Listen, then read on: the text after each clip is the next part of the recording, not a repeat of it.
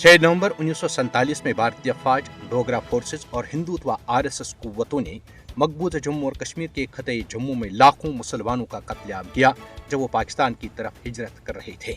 Kashmir media service की तरफ से जारी की गई जम्मू कत्लेआम से मुतलिक एक रिपोर्ट में कहा गया है कि कंट्रोल लाइन के दोनों जानिब और दुनिया भर में मुकीम कश्मीरी जम्मू के मुसलमानों की कुर्बानियों की याद में हर साल 6 नवंबर को यौम शुहदाए जम्मू मनाते हैं।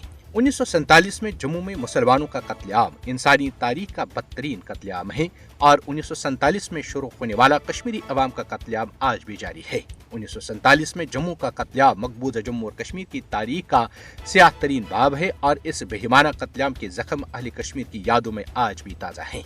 मुसलमानों के कत्लेआम का मकसद मकबूजा जम्मू और कश्मीर में आबादी का तनासुब तब्दील करना था और ये कत्लेआम हिंदुत्व ताकतों के मुजरमाना चेहरे की याद दिलाता रहेगा। डोगरा अफवाज, भारतीय फौजों और हिंदुत्व कुव्वतों आरएसएस और जनसंघ के जरिए वहशाना कत्लेआम का वाहिद मकसद जम्मू में मुस्लिम अक्सरियत को अकलियत में तब्दील करना था। डोगरा अफवाज ने एक साजिश के तहत नवंबर 1947 के पहले हफ्ते में जम्मू में लाखों मुसलमानों का कत्लेआम किया। जम्मू के मुसलमानों की बेमिसाल कुर्बानियां जो तारीखी कश्मीर में सुनहरी हरूफ से लिखी गई हैं, कभी रायगान नहीं जाएंगी।